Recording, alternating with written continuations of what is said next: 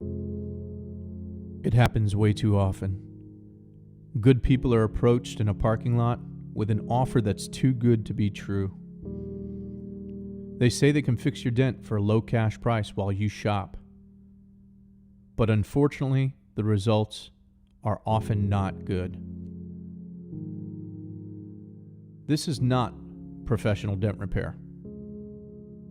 You could end up with gouged metal, broken paint, punched holes, spray paint, rust, and a wax cover-up.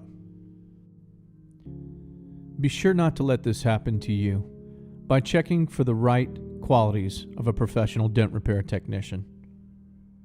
Does he have a business license? Is he properly insured? Does he have reasonable prices?